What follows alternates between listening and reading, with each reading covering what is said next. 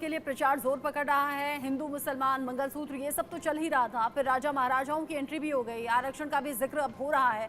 राहुल गांधी ने राजा महाराजाओं को लेकर क्या बयान दिया था, सुन लीजिए। उस पर आरएसएस का रिएक्शन आरक्षण को लेकर भी सामने आया है, वो भी सुनिए।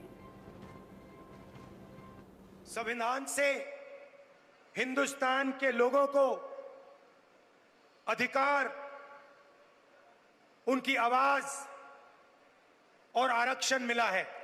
संविधान से पहले राजा महाराजा हिंदुस्तान पर राज करते थे। अगर आज हिंदुस्तान के गरीब लोगों के पास, पिछड़ों के पास, दलितों के पास, आदिवासियों के पास अधिकार हैं, आवाज है, तो संविधान ने ये आवाज और ये अधिकार दिए हैं। तो एक तरफ नरेंद्र मोदी संविधान को खत्म करने की कोशिश कर रहे हैं।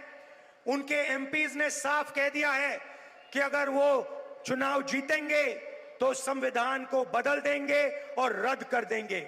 और दूसरी तरफ कांग्रेस पार्टी और इंडिया अलायंस जो संविधान को बचाने की कोशिश कर रहे हैं। चलिए अब आपको आरएसएस चीफ मोहन भागवत का बयान भी सुनवाते हैं। आरक्षण आया है तब से संविधान सम्मत सारे आरक्षण को संघ पूर्ण समर्थन देता है और संघ ये कहता है कि आरक्षण जिनके लिए है उनको जब तक आवश्यक लगेगा या सामाजिक कारणों से दिया गया है, वो भेदभाव जब तक है तब तक ये आरक्षण जारी रहना चाहिए। लेकिन मैं बैठक ले रहा हूं लोगों की, ऐसा दृश्य है उसमें, ये हुआ तो कभी है नहीं, लेकिन जो नहीं हुआ वो भी दिखा सकते, ऐसी विद्या है। विद्या क्या है? टेक्नोलॉजी है, आर्टिफिशियल इंटेलिजेंस है, सोशल मीडिया है, अच्छी बातें भी जाती है।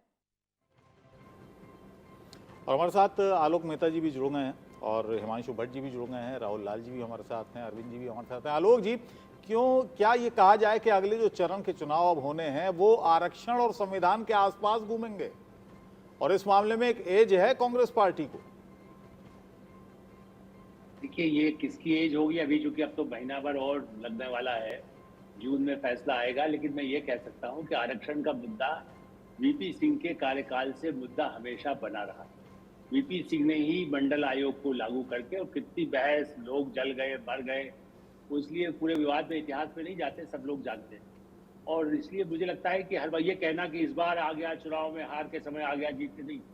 दोनों बड़ी पार्टियां इस मुद्दे को, चूंकि, और मैं ये भी कहूँ, वीपी सिंह ने जो कहा उससे भी पहले मैंने कई बार अपने चैनल पर भी बताया है कि राजीव गांधी ने तो इंटरव्यू दिया था कि आरक्षण का यदि दायरा बढ़ाया गया तो बुद्धू आ जाएंगे। हेडलाइन था नवभारत टाइम्स अखबार में, आज भी मेरे पास है, उसकी प्रति मेरी पुस्तकों में भी है। तो इसलिए राजीव गांधी खिलाफ थे, वीपी सिंह थे, फिर दूसरे पार्टी आई बीजेपी ने। तो देखिए, वीपी सिंह के बाद ही प्रधानमंत्री नरेंद्र मोदी को आप ही देखिए 2001 में जब बनाया गया तो बैकवर्ड के नाते तो मुख्यमंत्री वहां बनाया गया था पहले, उनको बैकवर्ड बने, वो जबकि संघ से आए थे, मैंने कहा बैकवर्ड के नाते। लेकिन उस जाति के तो बीजेपी का, आरएसएस के तो दो जो संघ प्रमुख रहे, वो कहते थे कि हम तो मुसलमानों को भी हिंदू मानते हैं, हम उनको अपने, चूंकि भारत में जो पैदा हुआ वो सब है 2% है जो बाहर से आए।